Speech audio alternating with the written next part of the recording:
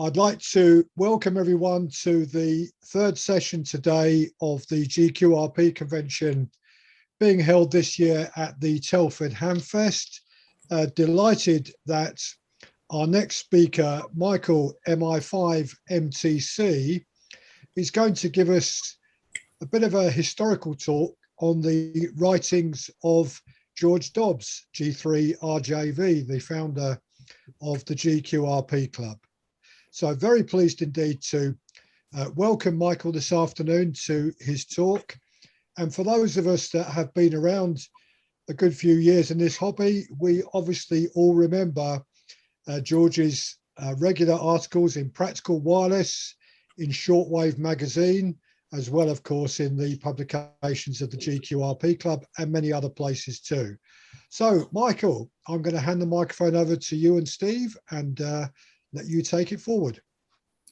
Yeah, I can't add any introduction to what Nick's just said, other than to say that Nick and I have known each other through correspondence and various other means for a very long time. And I'm slightly nervous because he said I'm going to feature in today's presentation. So, I'll hand you over to Nick and we'll learn about it. The item from Practical Wireless current edition that you will feature in is on display on the back table. Not say where, and to ensure that you examine all of the back table. Mick, just before you go on, Steve, we haven't got any camera input from Telford.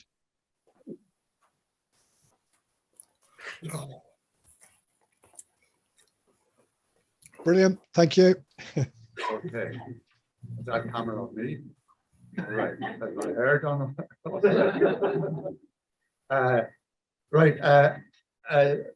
Speaking of George, remember, was the Reverend George Dobbs. He was a vicar in the Church of England and a man of very great virtue, Christian and everything else as well.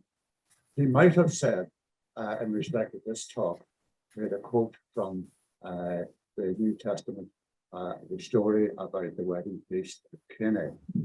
And at Cana, they were criticized because they produced the best wine last. Now, I'm not saying that's what's going to happen here, but it might, or it might not. Trying to put the heritage of writings by George into a small pot is just not possible. He was a very prolific writer on QRP matters. He was born in 1943, died in 2019. Many of us here, and myself included, were at the funeral, etc. He was licensed in 1963, and he founded the G3RJV Club in 1974, then in the early winter of 1974, and he was the editor of Sprat magazine, perhaps one of the most important publications and the simplest publication in amateur radio, and particularly amateur radio construction, that there ever was, or perhaps even might ever be. And he edited the first up to 175.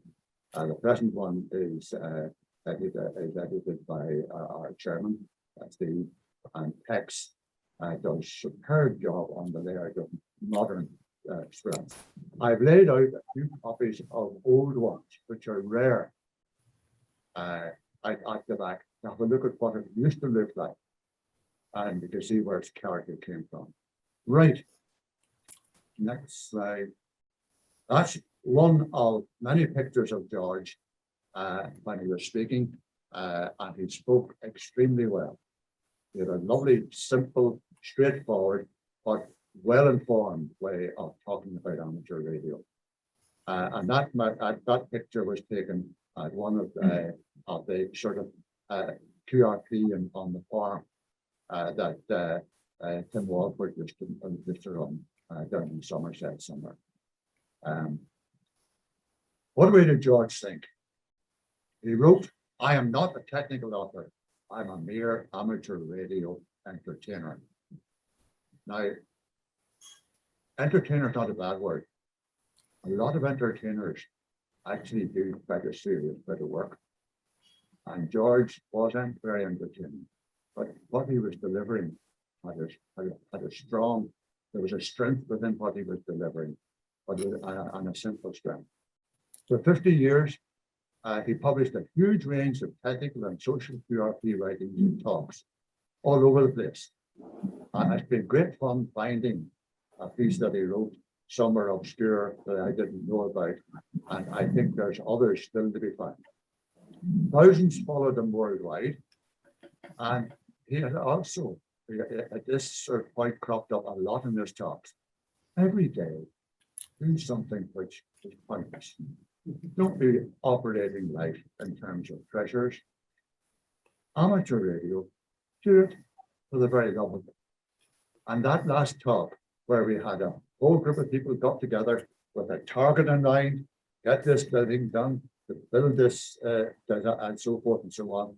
And when somebody was asking them what they would have thought when there were embarrassing questions at the end, many people actually finished building the thing. And it was a very small number. That is not a statement of lack of value in that activity. There's a great deal to be said for the huge range of values for that activity. And if you were listening to the last talk, you would have picked that up. The earliest writing I could come across was in the Eagle comic. Small boys of a certain vintage will remember the Eagle. It was all the rage in that period around in the early 50s, that period where we were still strong in our memories of the Second World War. Every small boy, except me, could draw a Spitfire, and some could draw Lancaster bombers. I kept drawing circuits for one-valve radios, but that was a different way of going about things. I've always been a bit of an oddball. And he wrote a letter to Eagle Comic about the homebrew mobile receiver he had built for his bicycle.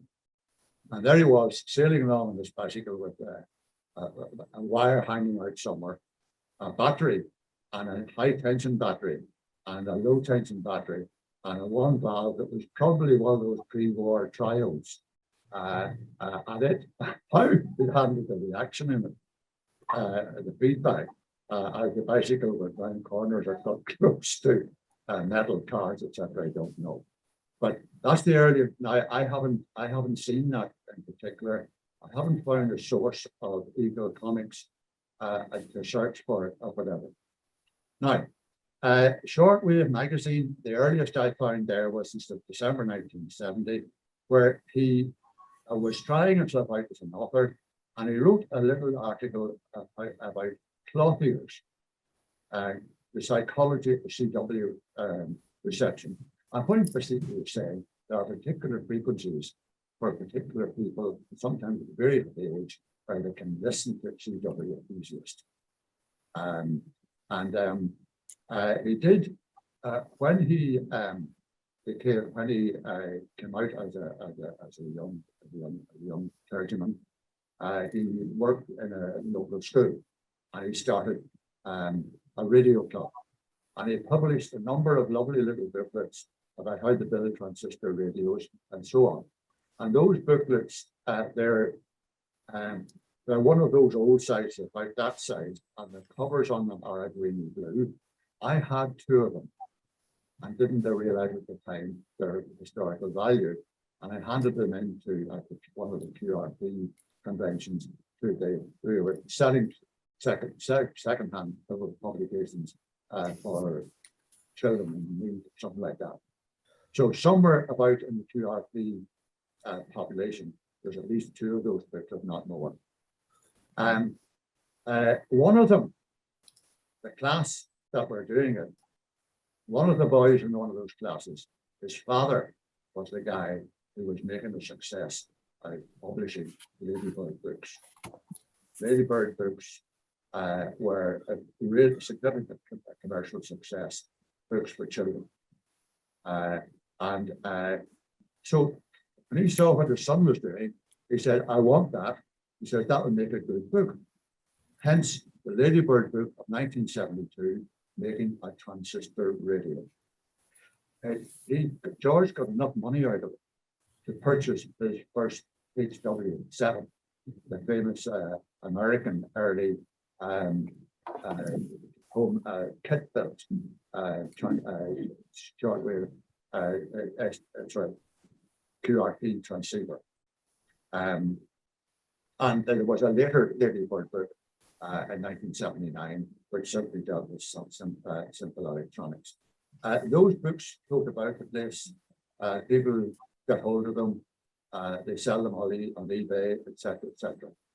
As it happened, I don't have any of them, either of them at the minute, and there's no one in display. In the winter of 1974, George at this stage got settled as a vicar. He wasn't in Rochdale, but he was settled in terms of where he was working, and where he would be working for some time. And he started to develop his shack there, his radio room. And the one that he had in Birmingham, for example, was the first I've seen of the traditional table to ceiling full of stuff right round the four walls. Being a bit of a fan of George Dobbs, my radio room at home excites one very enough like you one that what the devil I'm at, because I have everything up to the ceiling, all on display. And I would pretend from time to time to know where everything is. And every so often I go looking for some item, and I do a tidy up in order to find it. And it's usually the last thing I find after having done a good tidy up. Right. Now, the Sprat, he started Sprat, arose out of a chat he had with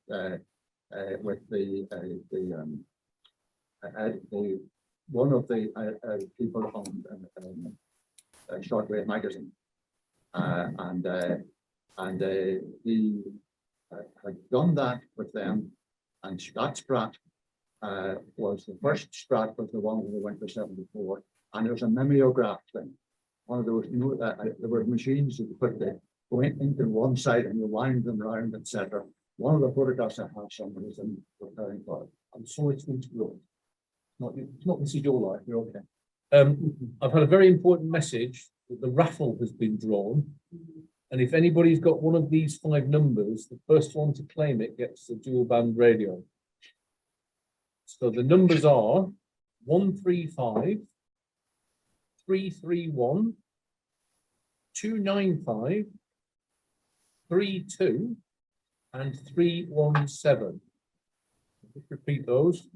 135 331 295 32 or 317. None of them are mine, so I've lost interest. So back to you, Mick. Thank you for introducing. Guys, don't take away the signs that guide us back out of here. So nobody's got anybody. Thank you very much. Apologies for the interview. Right, okay. Right. Altogether, he added 175 Sprats up to 2018. That's about 44 years. That's a lot of people don't do that long in any one job anymore. Each had its characteristic editorial from George. Each was full of club members' ideas. And many wrote in the special edition. Many of us did. I got marked his death, and I have a copy with the line that sat up in the back of the desk there. There's appreciation from all over the world in that little appreciation edition of Sprat. Sprat surges on. That has some sort of rhythm about it, that phrase, which is the reason it's being used. And the chairman, Steve, now in charge of all of that, along with Tex, doing a superb job on layout and all the rest of it. Just a sample of what it looks like. You can see the address is in Birmingham. You can see the kit right up the wall. You can see George with the beard and the operating desk and his address. And that was his editorial in that particular Sprat number 35. Sprat itself. It's on, I have it edited here as DVD or memory stick.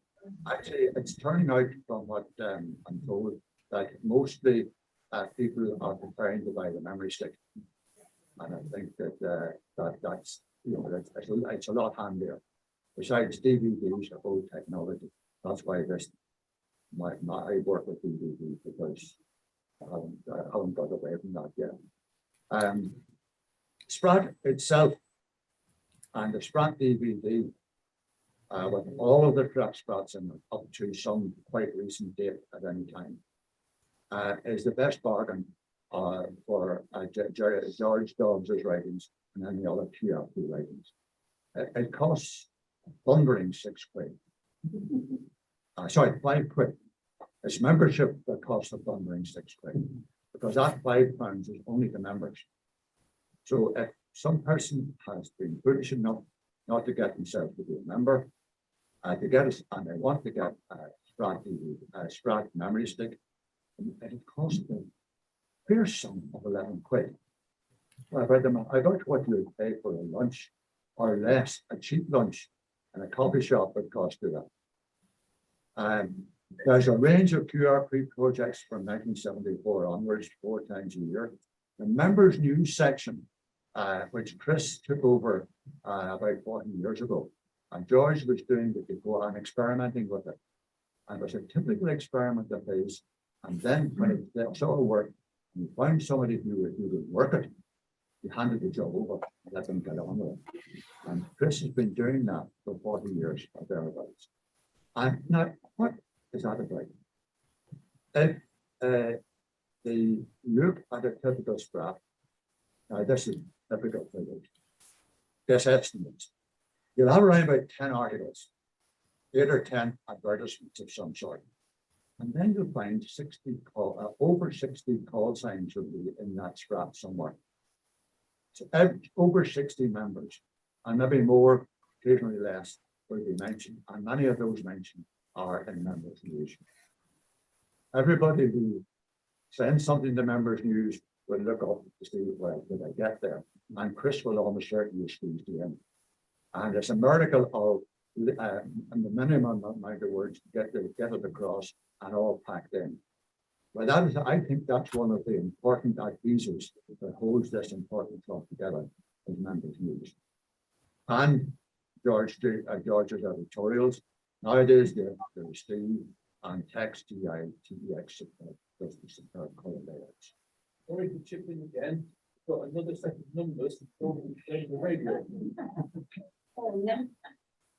Numbers this time are 168. Oh. Quick.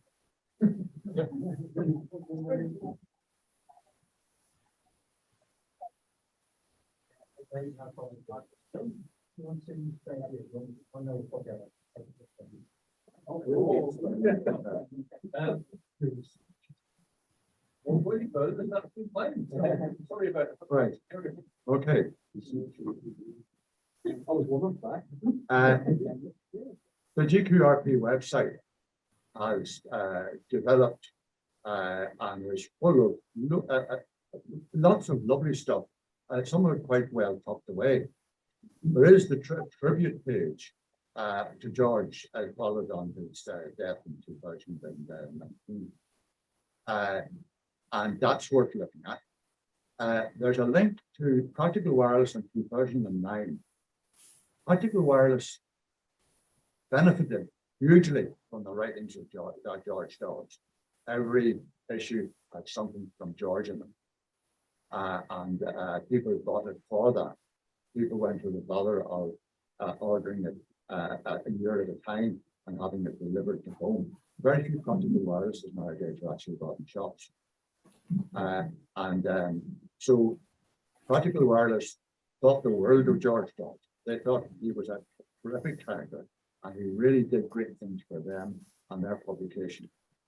And they did in 2009, they did bibliography about him and his early stories. That story about the bicycle radio and so forth is in that. They find it as well as me. But they didn't say that they got it from me. I think it's one of the best biography of him. The special memorial at Sprat 2009, 19 is mentioned in that part of the website. There was a video that he did. With the help of Graham, managed to sort of get round George to get him to make a second visit to the Lochern Amateur Radio Club over in Northern Ireland. For many years, we had run the biggest rally in Northern Ireland. Actually, partly because it was a nice safe venue in Enniskillen, down in Fermanagh. So George came along and he did his talk, QRP, Why and How by George. Now we had the video, it's on the G3RJV website as a link, but the link is to YouTube, where somebody nicked it. After that talk was done, I took the copy of it and pasted it in the archives of the British Amateur Television Club, which seemed an appropriate place for such a thing to be. Somebody saw it there, stripped off, as often happens in stuff going on YouTube, stripped off anything identified anybody who had anything to do with it, and published it on YouTube. So I don't appear on it, much to my irritation, and it was straight into George and his talk. The other thing that happened was we didn't have a great web connection, but it was enough. But on that rally, we had this guy who was selling second-hand laptops. And he discovered he had free access to, and just as George told us, he said, started uploading software onto his laptops for free. And we thought we were recording George's vision, and we weren't.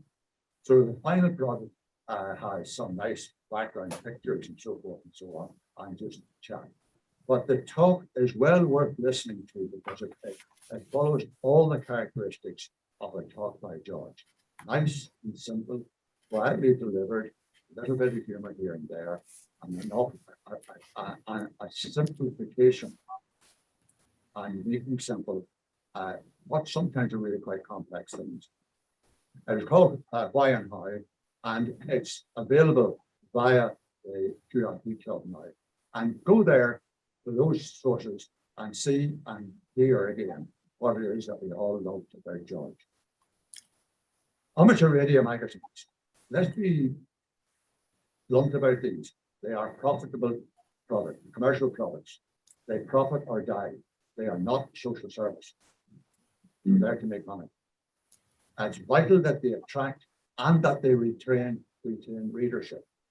And in magazines in particular, those who inevitably have a smaller readership need to be prepared to have an online delivery or a postal delivery, etc., etc. Because amid the whole pile of commercial magazines that are in most magazine shops now, which have become much less interesting as a result, you know, that basically the quality of magazines that you get is a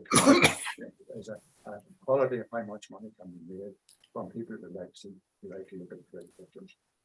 And what we are doing doesn't fit that criteria. It's very much more useful for a magazine if you get a series of articles and they're spread over many issues. And George experimented all the way along with titles for a series. That one, that quotation that Steve made at the end of his piece, which was floated out of my head, "Pick up your soldering iron," was one of the titles that George hoped he could build into a series. I think actually I've loved after this third one, but and then he tried other ones like doing things the practical way, etc., etc., etc. And the one, of course, that came, the famous one, was carrying on the practical way. We'll come to that later. So, but basically, that's what makes, and that's what works in a magazine, something that's a steady article. His series were very profitable to the commercial magazines, and I like to think that the Sunday sermons are very good too. Worldhistory.com I mentioned, and make a note of that website. If you want to find anything out of a magazine, a UK magazine before 1999 or thereabouts, an American has got hold of copies of them all, scanned them, and posted them up. Now, there are some copyright issues. For example, you won't be able to, there's one of the magazines that's on there from the early Practical Viruses. It's a terrific front of magazine picture of George in his shack, but it can't be copied. So I haven't got it here. Practical Wireless up to 1999, and Practical Wireless did not allow their stuff to go there. They were selling CDs. Radio Constructor, a lot of early QRP people would have played with it. Radio Constructor made an endless series of projects on how to build a simple medium wave receiver. And as a small boy, and as many other small boys did, I built one to get 207 meters medium wave, which is really in Luxembourg on Sunday night. For the top of the pops was in Sunday night. The real top of the pops, not that imitation thing that ended up on TV later on. Not a lot of people bumping them out instead of saying etc. Mind you, that particular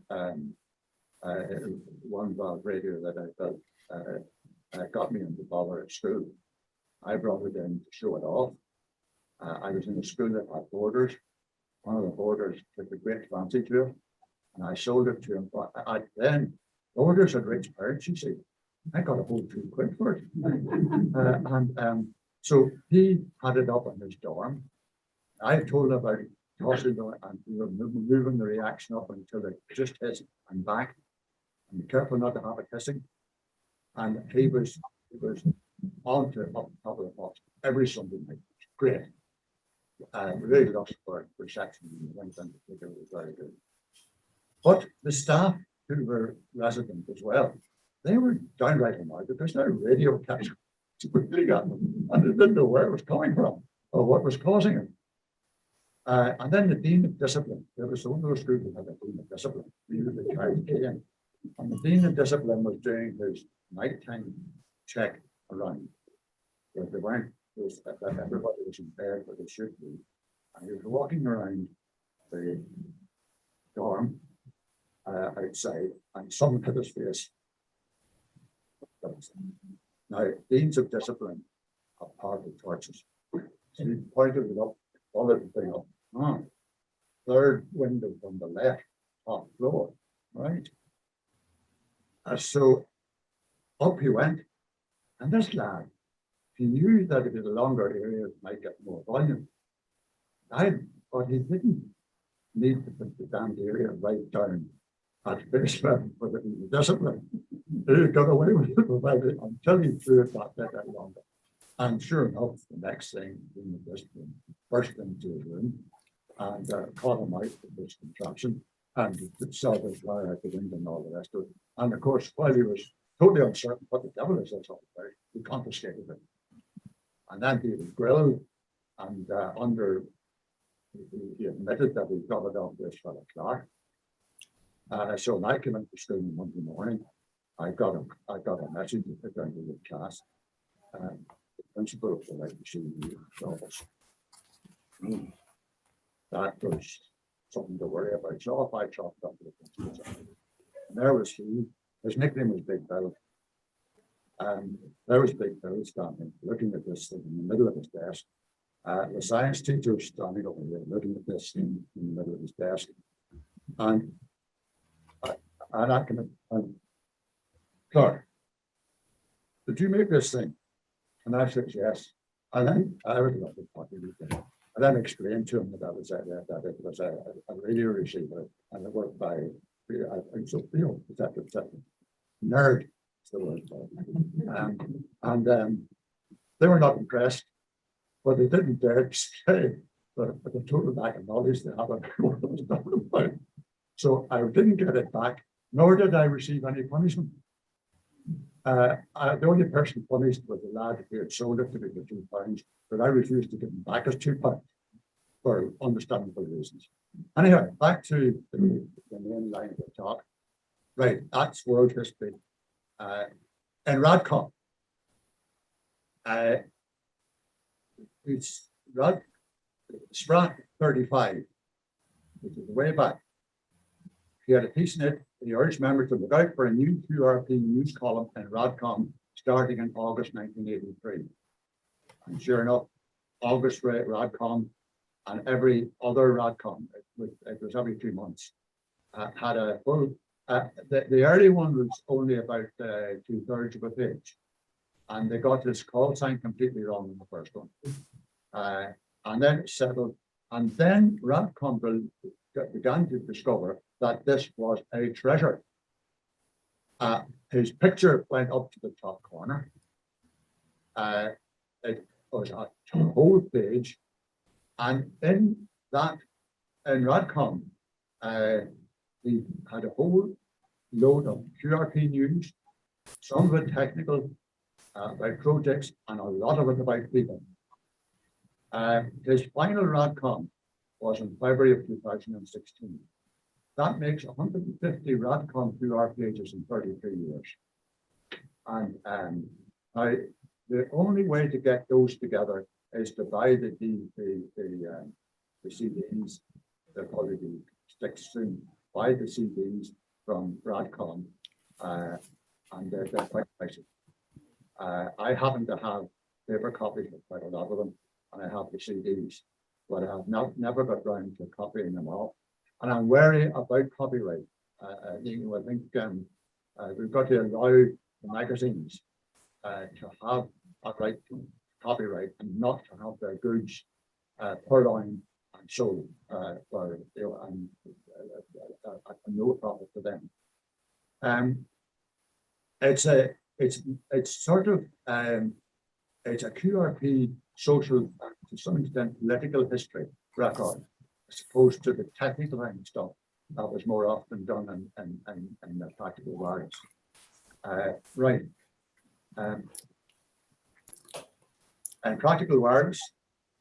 Now, he did loads of series with all kinds of titles to them, experimenting all the time with a good title. One of them was one of the first that worked and caught everyone's imagination was the practical wireless. He called it the 7, been publishing practical wireless, so it became the PW7, practical wireless 7 megahertz transceiver.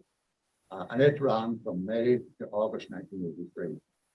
And I have a copy of the book that had these 2 in it and others. What happened was Practical Wireless got a run on their copies. They ran out of copies. News agent wanted back issues. They ran out of those. So they took the whole lot, put it together in a book, introducing QRP, and there's a copy up the back on the right-hand side. And the next one was basically similar thing, but the 7 and 14 megahertz, 7 and 14 megahertz bands. Now, they were notable for their clear, detailed instruction and information. A lot of that information on how to find where to go to get the components, and very often, what's his name, the gentleman who died recently in Lincoln. Yes, he featured greatly. George actually was very friendly with that family. I'm told that he married several, he was involved in several marriages among that man's children, etc. And in turn, the shopkeeper, he would send George a pile of things. Can you write an article about use these? Etc. etc. Now, there I've mentioned that the W books up the back, and the very latest on the GW7. A lot of people hacked at their state GW7, try and improve them, try to get them to work in the first place. Mine is up here. It's in a case got a creamy colored front, and you can pull it apart to look inside. I could never quite get the tuning to go properly, etc., etc. And I had thought that of Steve just after I got my foundation license. And Steve was running the novice column in RadCom at the time, which is why we came in contact. And I now know that Steve had another of those, which he was holding on to and he was playing with. And he actually, once I did my talk in Tandragee, an obscure village in Northern Ireland, this talk a few months ago, Steve saw a request from Practical Wireless. Anybody got any memories to do a wee article about? I'm sure Steve produced it in the current edition. There's a copy of it, a legal copy of it sitting up there for you to look at in colour, and he's still packing away at the DW7. And no doubt it'll be getting working order in due course. But that sort of behaviour is classic George Dobbs advice. The product is not what's important, it's the process and the learning and the fiddling and so forth. Now, in March 91 to 93, and I'm just going to skim over some key points here. To start trying to do this in detail would take the rest of the day. March 91 to January 73, we did a series of 21 articles, getting started the practical way. You see the end of that title for it. That was after various experiments of various wording. December 93, that front cover portrait, Collingham and Practical Wireless, the UK's most well-known home brewer. And the article inside started another series, setting up your workshop. And August was the first article in a new series, carrying on the practical way. And there's a DVD of that entire series available today.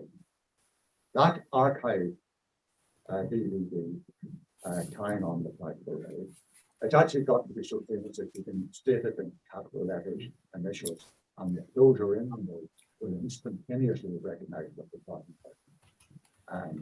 And you're in the middle. It contains, it actually is labeled 20 years because the series was continued by other writers afterwards, including you, Steve, I think. No? Yes. There were, it lasted for 20 years. But without the George touch, the George touch is what made it. Each article is freestanding. It's not, you don't have to get the next one to finish off what was in the first one. And complete. The first one was about regenerative receivers. George was not strict regenerative receivers. He fiddled with them incessantly.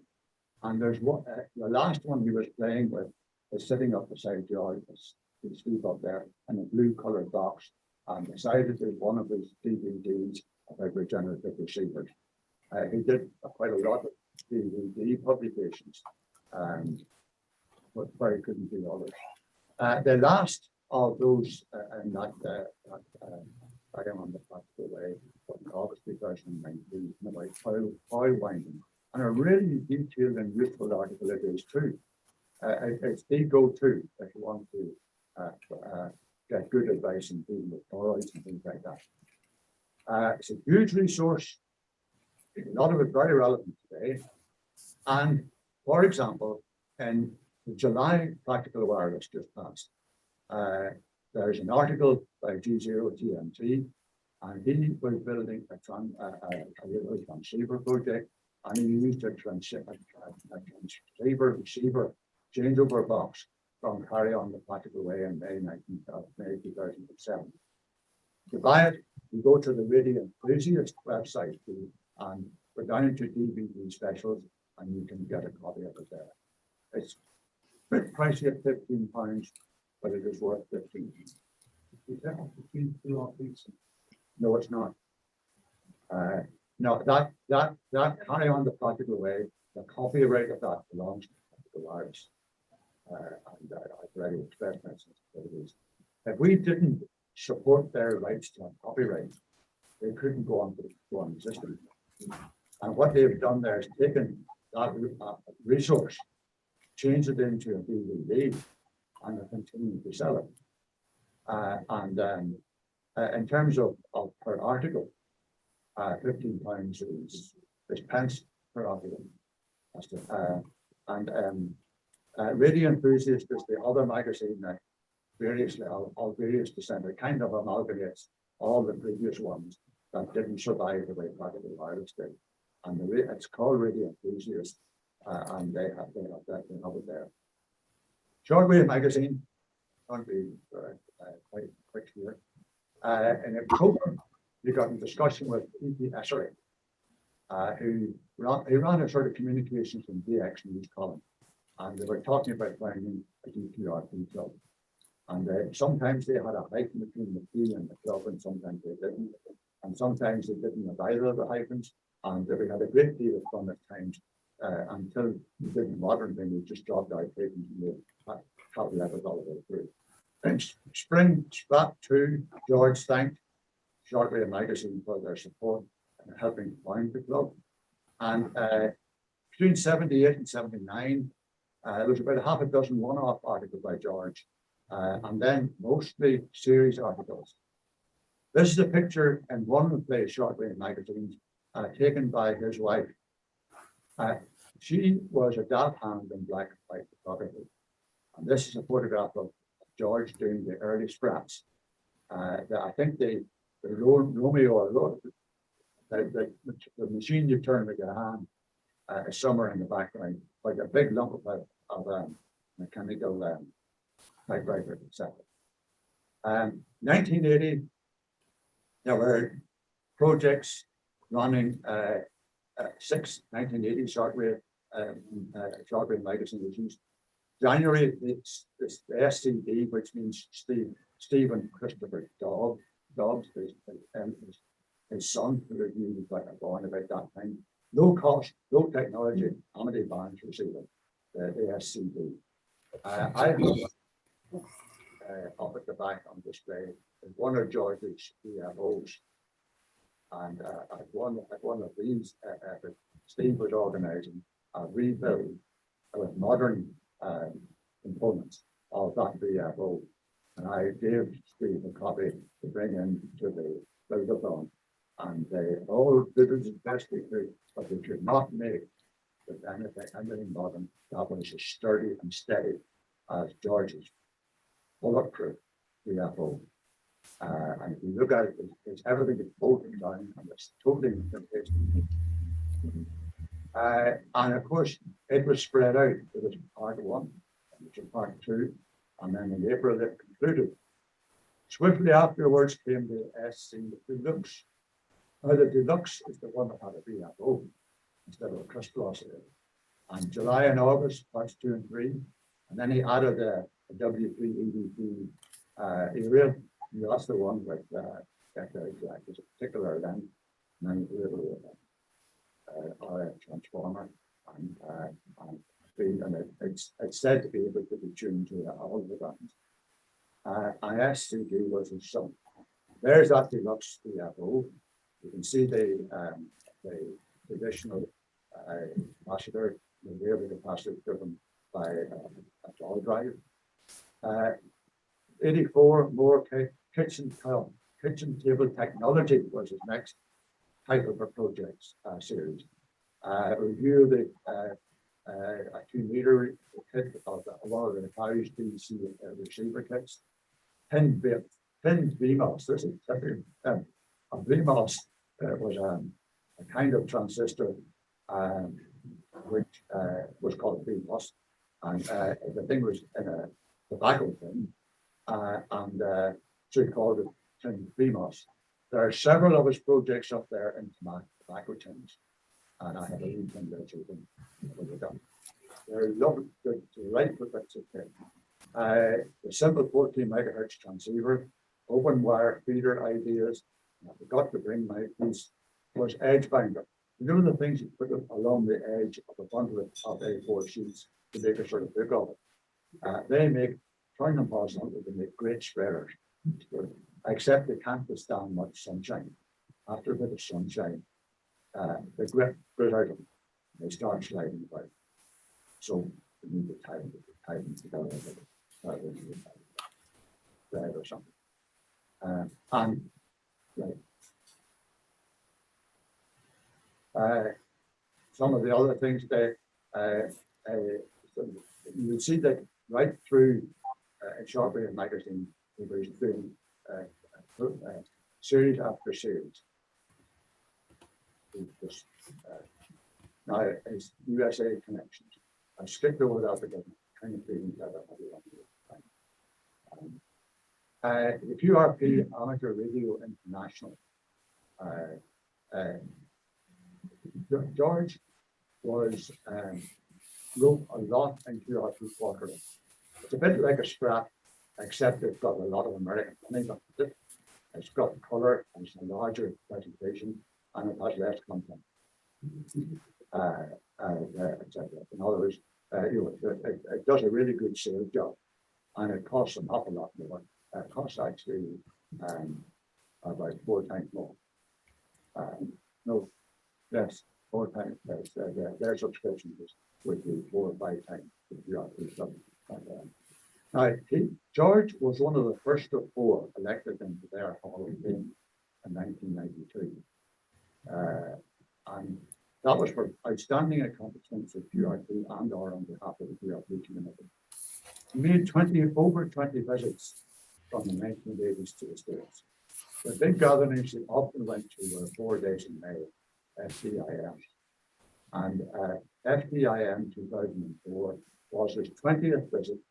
And he, as a celebration of that, his talk was 20 projects, each of which have 20 or less components. And there's a copy of it up in the back. Regenerative receivers.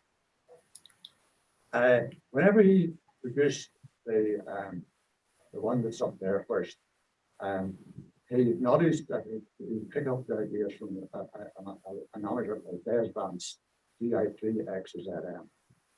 Now, a lot of GI3s are passed on now, but George Des is still in quite good health, but he's not driving, etc. And he lives on an island in Strangford Lough, and about 20 miles south of Belfast.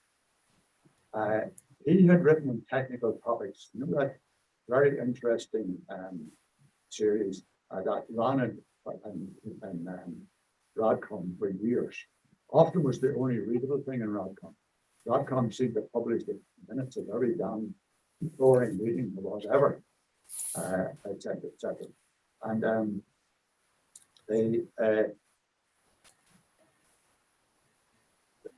Des had a particular idea. I should say that Des was in touch with me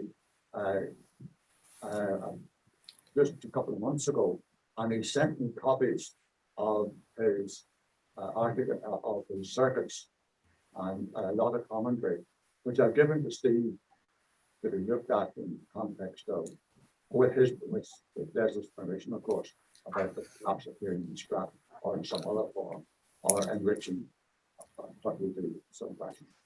The Celticon 2000. This was this thing that you had various cons, and George invented the Celtic Club, which had to be in Ireland, Dublin in fact, and he produced a stable regenerative receiver. Was the kit that we all had there, which we bought for 20 quid and had the bill, and it had a regenerative receiver and an audio board, and that's one of them inside the bill that you have to box up there. I haven't brought the partially completed boards that come to that way in mind. You want to see the genuine ones that you understand the copies. Right. His final QRP forum in RadCom was in February 2006. Was Some CDs, general receiver file, simple receiver for anyone, compilation CD, minimalist radio, the analog experience. Some of those are displayed up there, others I couldn't find. The sudden receiver, this miracle of attaching an NE602 to an LM386, and we ended up with a receiver. The actual idea belongs to John Dillon, and he called his a neophyte. And the neophyte went right, and George picked it up, and picked with the new John, and they picked up on one of the trips. And George, and my John Dillon was quite a shy sort of chap. He didn't spread his word around all that much. And George met him in the USA. He produced his sudden, he adapted the sudden social local kits, partly because QRP club had used them. And remember, those were the real total toys. Some of the subsequent ones are not quite the same. Sprat 58, and then G3RJV kind of kits. Then we started to produce a kit for the southern receiver, and there's one of them up there inside the screen box. It happens to be the right size. And there's what the club cells, the memory kits of the club cells are the same thing. Somehow, the sudden that came later and came not in population in a big country, America, but in the background in Rochdale and places like that, has taken second. Nobody remembers the neophyte.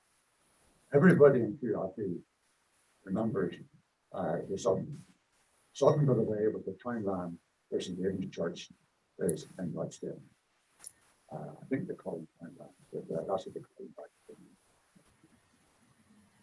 My Townland is Ardlow. Ard means high, and local means covered in bushes. And it got that name something in the 1500s, and the name still applies. Right. Now, one or two homebrew in the USA. I dropped a copy off the back. The German QRP book mentions the Sudden and Mick. QRP has a bit about it. RadCom, RadCom page 2. There's details in the article, various publications, and the Sudden to become more famous. Some other books, and there's copies up there. The QRP basics, it's been upgraded and rewritten. I think in order not to mention the open quite because they're not available anymore or something like that. Circuits handbook from Sprat, which RSD spotted that and we published that. We did, and the copy is up there. International QRP collection, there's a copy of it up there. And the RSGV yearbook, there's a photocopy of those two pages. They're probably the best, most mature statement we made about the value of QRP and the yearbook. Right, we've had three QRP eras: valves, World War II technology, licensed only to people who did a paper examination, and CW was compulsory. The next one era was the one that I got back into: transistors, integrated circuits, NVQ, National Vocational Qualification Style licenses. CW was made voluntary, it's not compulsory, and as a result, it's become extremely popular. You'd still, you go on to any of the bands, and you often find the CW end busy at the dam, the other end has been not so. QRP and G3RJV. George prospered in that era. Now, what's coming next? Sprat 1991, page 7. All modern radios are moving in the direction of software-defined radio. Software-defined projects have arrived in Sprat. Tom Summers, G0 EPL, who I think is still a member of this, who came up from London I had nothing on air. I was able to come up from London, but I wanted to meet George, and met George, and joined the club, and the rest is history. Hans has done superb things, and a lot of his stuff, as Alan said, something. Right. Thank you very much for listening to me. My email is there. If you want to make comments, do them if you wish. On email. And the cartoon I'll read out just in case you can't see it. So, for the time you will have finished with all this stuff, it will be all obsolete. Thank you.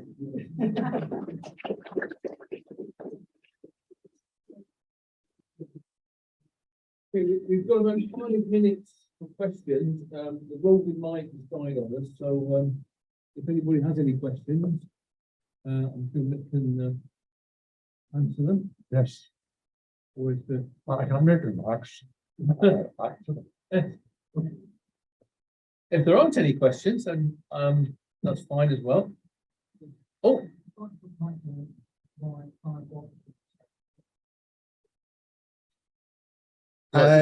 Yes, that's well, you would probably better. I'll just repeat the question for the purposes of the online audience was, why was 5 watts adopted as the power level for CW?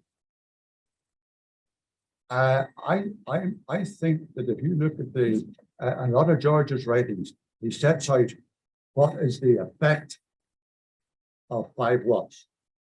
Remember, we're not propagation is not a linear thing. It's not like penny 1, penny 2, penny 3, penny 4, penny. It's not linear. It's a logarithmic thing.